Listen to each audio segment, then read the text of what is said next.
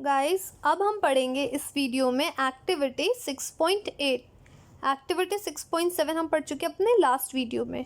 तो देखते हैं एक्टिविटी 6.8 में क्या कह रहा है। Take about a teaspoonful of vinegar in a test tube. आपको क्या करना है, 1 चम्मच विनेगर लेना है किसमें, टेस्ट ट्यूब में। Add a pinch of baking soda, और थोड़ा सा pinch of baking soda add करना है उसमें।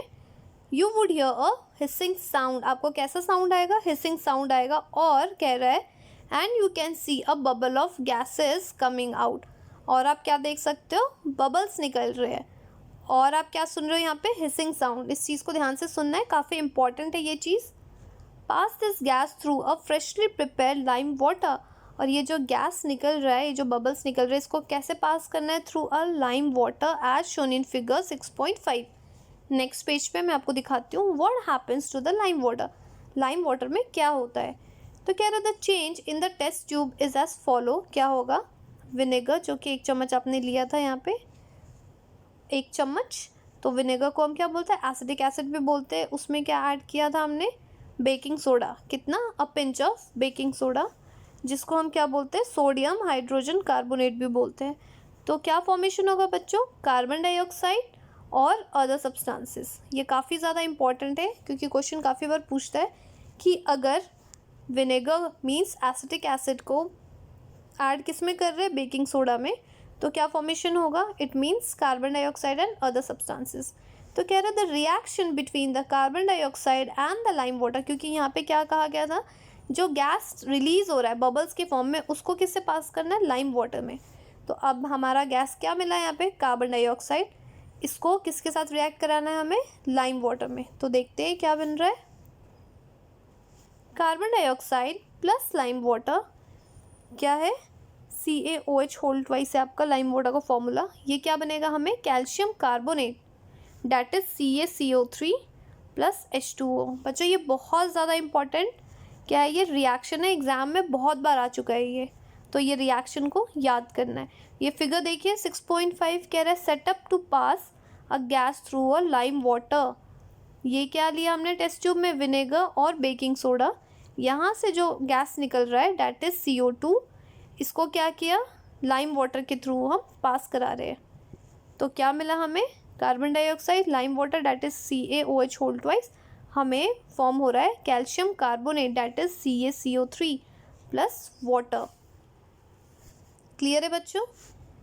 Next, when the carbon dioxide is pass through a lime water, calcium carbonate is formed, जो कि हम यहाँ पे रिएक्शन में देख रहे हैं, कैल्शियम कार्बोनेट का फॉर्मेशन हो रहा है।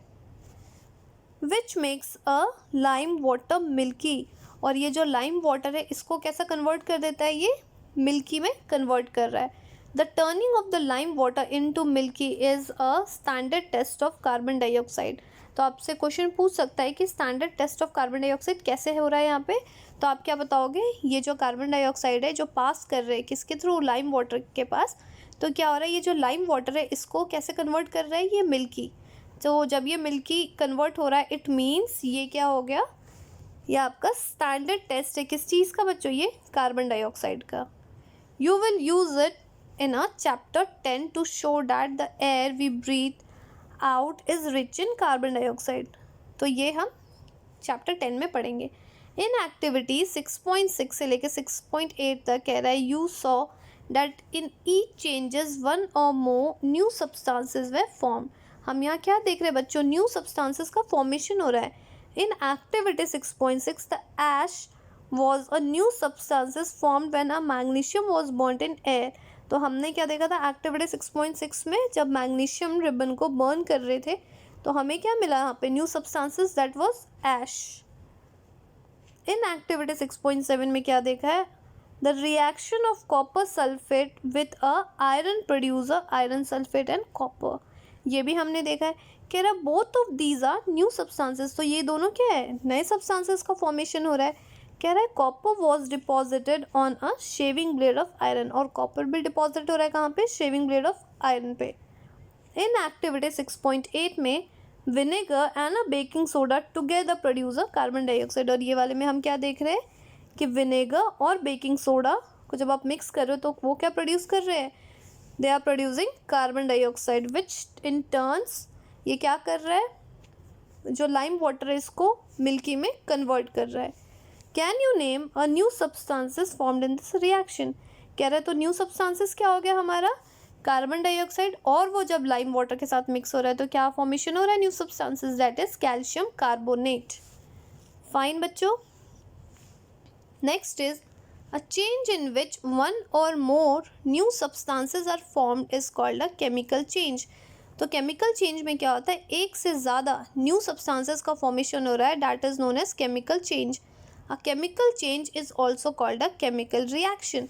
तो यहाँ पे हम chemical change को क्या बोल रहे हैं, chemical reaction। ये देखिए यहाँ पे reaction का formation हो रहा है। A chemical changes are very important in our life। हमारे लाइफ में chemical changes का क्या है, बहुत बड़ा रोल है। All new substances are formed as a result of chemical changes। जो जितने भी new substances का formation हो रहा है वो कैसे हो रहा है बच्चों, due to a chemical change के कारण। For example कह रहा है even a digestion of a food in our body, हमारे बॉडी में फूड का डाइजेशन हो रहा है, ripening of fruits, ripening means fruits का पकना, fermentation of grapes का etcetera happen due to a series of chemical changes. तो ये किनके वजह से हो रहा है, due to a chemical change.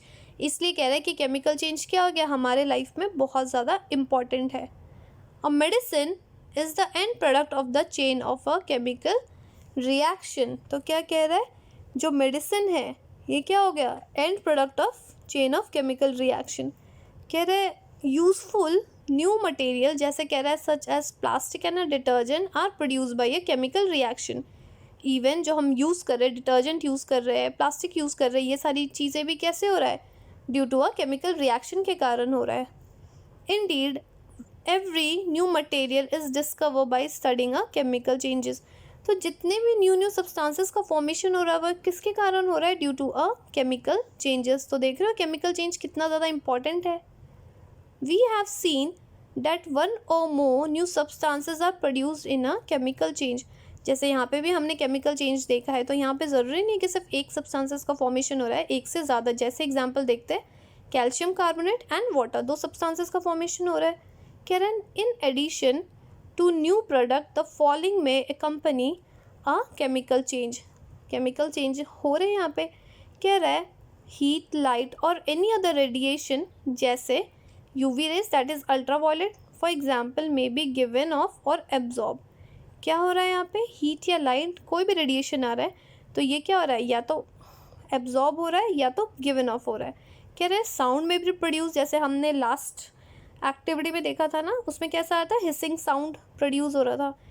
उसके बाद कह रहा है a change in a smell में टेक प्लेस, या फिर कुछ स्मेल का चेंज हो रहा है, या फिर न्यू स्मेल में भी गिवन ऑफ, या तो कोई न्यू स्मेल आ रहा है। नेक्स्ट कह रहा है कलर भी चेंज हो सकता है, या फिर गैस का फॉर्मेशन। इवन आप यहाँ पे भी देखते हो, यहाँ पे गैस का फॉर्मेशन क्या हुआ, कार्बन डाइऑक्साइड। देख रहे हो कितनी सारी चीज़ें हो रही है केमिकल रिएक्शन में। तो ये एग्जाम पॉइंट ऑफ व्यू से भी बहुत ज़्यादा इंपॉर्टेंट है कि केमिकल रिएक्शन में क्या क्या चेंजेस हो रहे हैं। तो आप क्या बता सकते हो, या तो हीट एब्जॉर्ब हो रहा है या रिलीज़ हो रहा है, या तो साउंड प्रोड्यूस हो रहा है, या तो स्मेल क्या हो रहा है, कुछ चेंजेस हो रहे हैं, या फिर न्यू स्मेल आ रहे हैं। और क्या कह रहा है कि कलर भी चेंज हो रहा है। और नेक्स्ट क्या कह रहा है कि गैस में का भी फॉर्मेशन हो रहा है। Let us look at some example, जैसे देख लेते हैं। You saw that a burning of magnesium ribbon is a chemical change. हमने क्या देखा, बर्निंग ऑफ मैग्नीशियम क्या हो गया, केमिकल चेंज है। बर्निंग ऑफ कोल, वुड या फिर leaves is also a chemical change. अगर आप किसको बर्न कर रहे हो, कोल को, लीव्स को, या फिर किसी और सब्सटेंसेस को भी, तो ये क्या हो रहा है बच्चों, केमिकल चेंज हो रहा है। In fact the burning of any substances is a chemical change. तो क्या कह रहा है, किसी भी सब्सटेंसेस को आप बर्न कर रहे हो तो ये क्या हो रहा है, केमिकल चेंज हो रहा है। It means new substances are formed. और ये भी कह रहा है burning is always accompanied by a production of heat.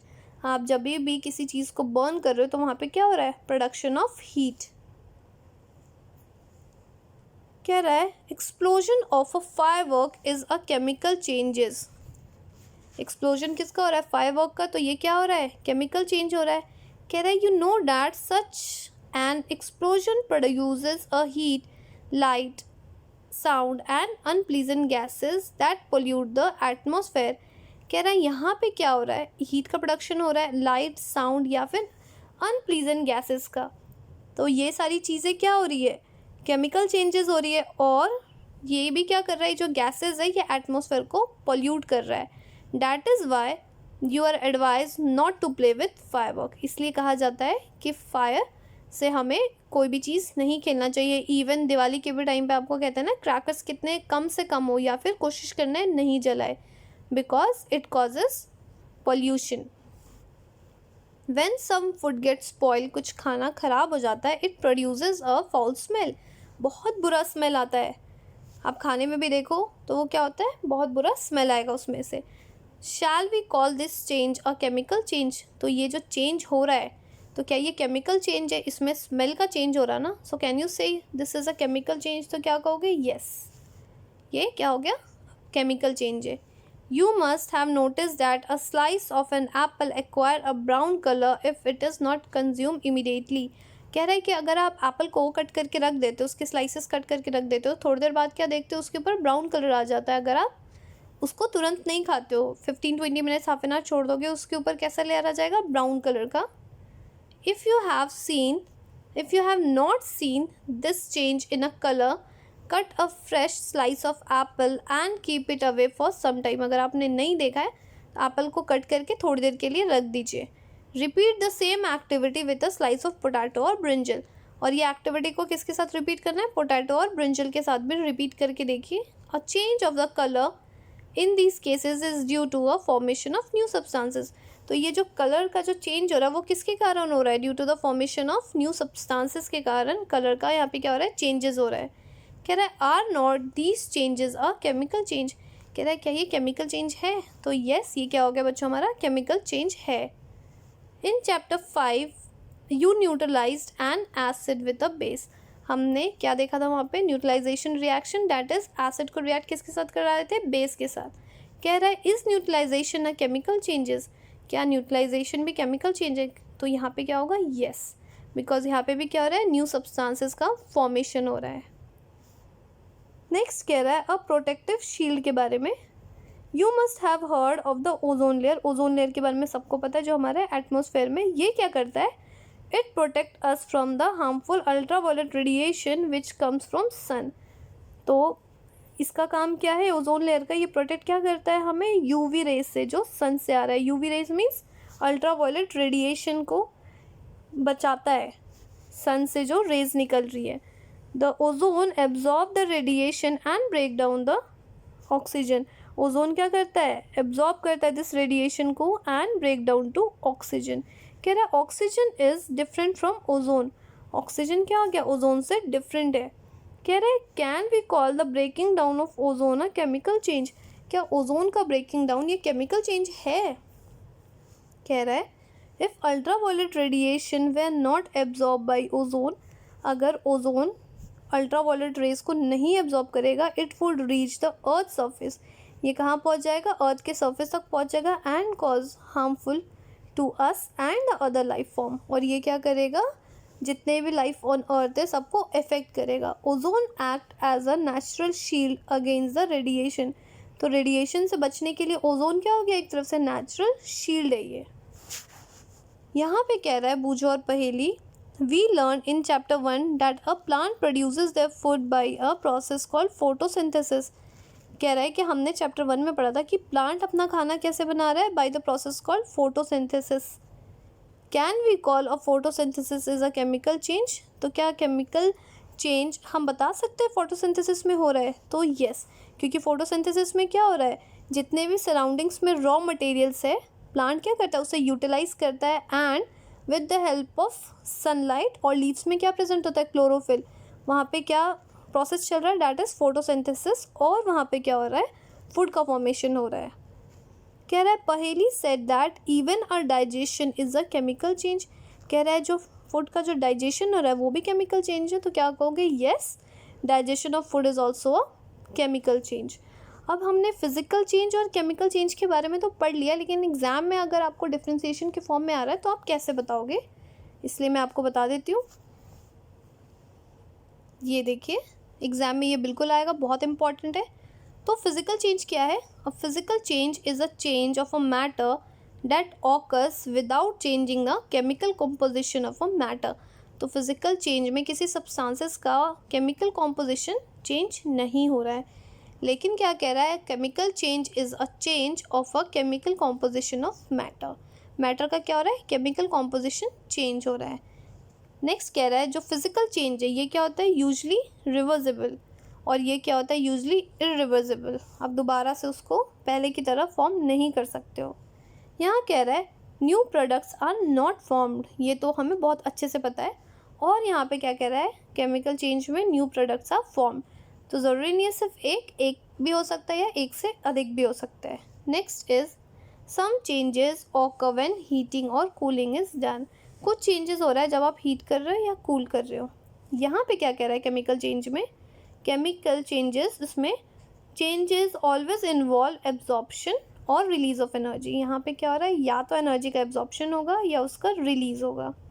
Next is physical change में changes have no effects on the chemical bond of the molecule of the substances. यहाँ पे substances के जो मॉलिक्यूल्स के बॉन्ड है उसमें कोई चेंजेस नहीं हो रहे। और केमिकल चेंज में क्या कह रहा है, have a direct effect on a chemical bond of a molecule in substances. तो सब्सटेंसेस के जो मॉलिक्यूल्स के बॉन्ड है उस पर डायरेक्ट इफेक्ट डाल रहा है। तो ये बच्चों है फिजिकल चेंजेस वर्सेस अ केमिकल चेंज, बहुत इंपॉर्टेंट है, ये एग्जाम में हर बार क्वेश्चन आता है। अगर आपको समझना है तो फिगर के फॉर्म में भी समझा सकते हो आपको। फिजिकल चेंज ये क्या हो गया, in a physical change matter changes from but not chemically identically. इसमें क्या हो रहा है, मैटर चेंज हो रहा है, मैटर का फॉर्म, लेकिन केमिकली क्या हो रहा है, चेंज नहीं हो रहा है। जैसे क्या हो रहा है, आइस यहाँ पे मेल्ट कर रहा है, तो मेल्ट करने के बाद ये वाटर है, लेकिन आप इसको दोबारा फ्रिज में डालोगे तो आइस हो जाएगा। तो उसी तरीके से क्या हो गया, चॉपिंग वुड हो गया, ठीक है, यहाँ पे क्या हो गया, mixing grey and green marbles हो गए। नेक्स्ट कह रहा है यहाँ पे जैसे केमिकल चेंजेस के बारे में, इसमें कह रहा है in chemical change a chemical reaction occur and new products are form. Chemical reaction हो रहा है और यहाँ पे क्या हो रहा है बच्चों, न्यू सब्सटेंसेस का फॉर्मेशन हो रहा है। जैसे बर्निंग ऑफ वुड, वुड को बर्न कर रही तो क्या हो रहा है, यहाँ पे न्यू सब्सटेंसेस का फॉर्मेशन हो रहा है। रॉटिंग बनाना, और क्या दे रखा है, फायर वर्क दे रखा है, और mixing vinegar and baking soda हमने ये एक्टिविटी में भी देखा है। तो बच्चों फिगर के साथ भी क्लियर हो गया।